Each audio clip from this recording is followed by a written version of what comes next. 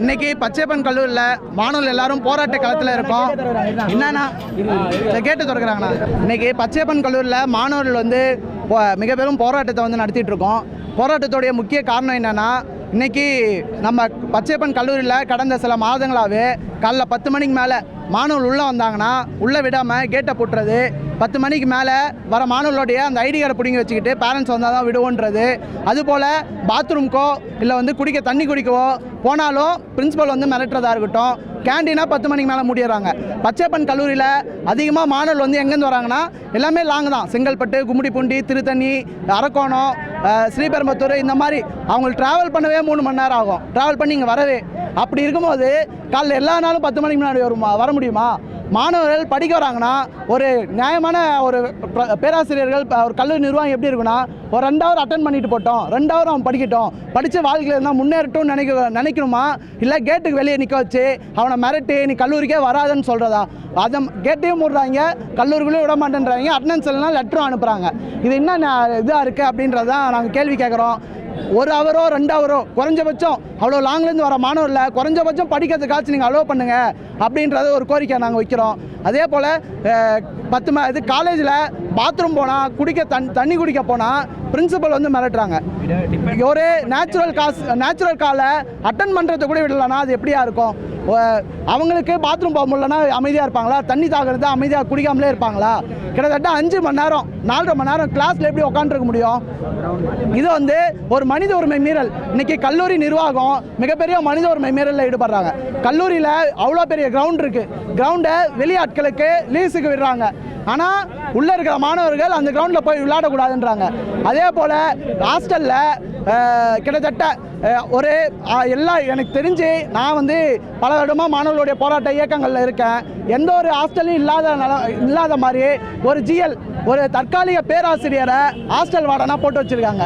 தற்காலிக ஆசிரியருக்கு எப்படி வந்து ஒரு ஹாஸ்டல் வார்டனாக இருக்க முடியும்? இன்றைக்கி ஹாஸ்டல் ஃபீஸ் பார்த்தீங்கன்னா சாப்பாட்டுக்கு 85 ரூபாவாம், கேஸுக்கு தனி காசாம், கரண்ட் பில்லுக்கு தனி காசாம், அதே போல் வேலை செய்கிறவங்களுக்கு தனி காசாம். ஹாஸ்டல் பில்லில் இந்த மாதிரி போட மாட்டாங்க. இதை கொள்ளடிக்கிறதுக்கு இன்றைக்கி இருக்கக்கூடிய ட்ரஸ்ட்டு போர்டோ இல்லை கல்லூரி நிர்வாகமோ கொள்ளடிக்கிறதுக்கு ஒரு ஜிஎல்லை அப்பாயின்ட் பண்ணி வார்டனை அப்பாயின்ட் பண்ணி நீ கொள்ளடிச்சிட்டு இருக்காங்க. அப்போது இந்த பிரச்சனையாக இருக்கட்டும். அதே போல் இன்றைக்கி கல்லூரியில் ஒரு பெண் பேராசிரியருடைய ஒரு பிரச்சனை எல்லா மீடியாவில் வந்து எல்லாருக்கும் தெரியும். அந்த பிரச்சனைக்காக மகளிர் ஆணையத்திலேருந்து கூப்பிட்டு கல்லூரியில் இருக்கக்கூடிய ஒரு பேராசிரியர் வந்து கூப்பிட்டு விசாரிக்கிறதுக்காக கூப்பிட்றாங்க. அதை போய் நீ ஏன் பேசின அப்படின்னு சொல்லி அவங்கள வந்து சஸ்பெண்ட் பண்ணுறதா இருக்கட்டும். அதே போல் அந்த பெண் பேராசிரியர் துணையாக இருக்கக்கூடிய எல்லாரையும் நீங்கள் குரல் கொடுத்தீங்கன்னா சஸ்பெண்ட் பண்ணுவோம் அப்படின்னு சொல்கிறதா இருக்கட்டும். அதே போல் போராட்டத்தை இதுக்காக போராட மாணவர்கள் வந்து அடிக்க வர்றது, போராட்டத்தை வரவங்கள டிசி கொடுத்துருவோன்னு மிரட்டுறது, இந்த மாதிரி கல்லூரி நிர்வாகம் மிகப்பெரிய வந்து ஒரு அடாவடித்தனத்தை வந்து கையாண்டுட்டு வராங்க. அப்போது இது எல்லாத்தையுமே எதிர்த்து கல்லூரியில் வந்து கேட்டை க்ளோஸ் பண்ணக்கூடாது. லேட்டாக வந்தாலும் மாணவர்கள் உள்ள 1 ஹவர் 2 ஹவர் அவன் படிக்கட்டும். கேண்டீனுக்கோ இல்லை வந்து கேண்டீனாக 10 மணிக்கு மேலே க்ளோஸ் பண்ணிடுவாங்களாம். 3 மணி நேரம் ட்ராவல் பண்ணி வரவன் 10 மணிக்கு மேலே அவனுக்கு பசிக்காதா? 6 மணிக்கு சாப்பிட்டு வருவான், 5 மணிக்கு சாப்பிட்டு வருவான், அவனுக்கு பசிக்காதா? அப்போது தான் பசிச்சா சாப்பிடக்கூடாது, பாத்ரூம் வந்தால் போகக்கூடாது, தண்ணி தாக எடுத்தால் குடிக்கக்கூடாது. இது என்ன மனித உரிமை மீறல் இல்லையா? இது எல்லாத்தையுமே கேள்வியாக கேட்டு தான் இந்த போராட்டம் நடக்குது. நாங்கள் போராட மாணவர்கள் வந்தால் பாதி மாணவர்கள் கேட்டுக்கு வெளியே இருக்காங்க.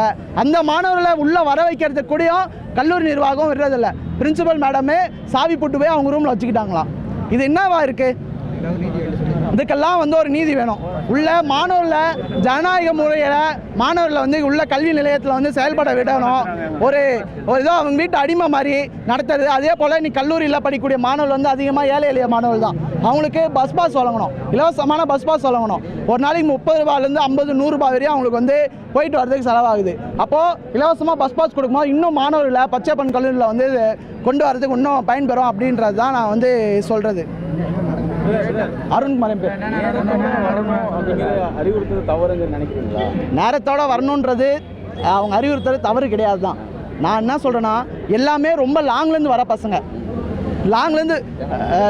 வர பசங்களை நீ வந்து இங்கே மெஜாரிட்டியாக பசங்க வந்து உள்ளே வந்துடுறாங்க. ஒரு 50% வந்துடுறாங்க. ஒரு 50% எல்லா நாளும் அவங்களால சீக்கிரம் வர முடியாது. 3 மணி நேரம் டெய்லியும் ட்ராவல் பண்ணி பிரின்சிபாலோ ப்ரொஃபஸர்ஸோ இங்கேருந்து பக்கத்தில் 1 மணி நேரமோ 1/2 மணி நேரமோ ட்ராவல் பண்ணி டெய்லியும் டைமிங்க்கு வந்துடலாம். 3 மணி நேரம் ஒரு மாணவனால எப்படி டைமிங் வர முடியும்? ஹாஸ்டலில் தங்கி படிக்கணும்னாலும் ஹாஸ்டல் ஃபீஸையும் ஏற்றுறீங்க. ஹாஸ்டல் ஃபீஸ் ஏற்றி உள்ளே படிக்க நீ கேள்வி கேட்டால் நீ ஹாஸ்டல் விட்டு போயிட்டுன்னு மிரட்டுறாங்க. அதுவும் ஒரு ஜிஎல்ல அப்பாயின்ட் பண்ணி வார்டனை அப்பாயின்ட் பண்ணி எதுக்குமே வழி இல்லாமல் அவனை காலேஜ் உள்ளே படிக்கிறதுக்கு எப்படிலாம் உள்ளே கொண்டு வரணும். இன்றைக்கி பக்கத்தில் லயோலா கல்லூரி இருக்குது, அங்கே இதே மாதிரி கல்லூரியாக தான் முன்னாடி இருந்தது. இன்றைக்கி கிட்டத்தட்ட 30 கிளப் இருக்குது. ஒரு மாணவன் ஒரு கிளப்பில் இருக்கணும்.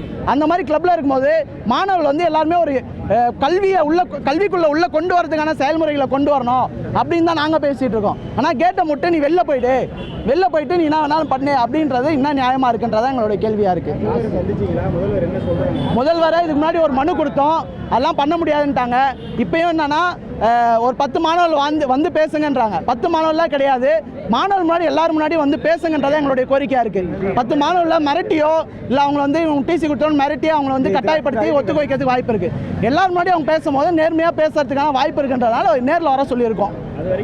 அது வரையும் போராடும். எந்த பகுதி மாணவர்கள் இல்லை அதிகமாக வருது என்னன்னா அரக்கோணம், திருத்தணி, கும்மிடிப்பூண்டி, செங்கல்பட்டு, ஸ்ரீபெரும்பத்தூர் இந்த மாதிரி எல்லா பகுதியிலேருந்துமே வராங்க.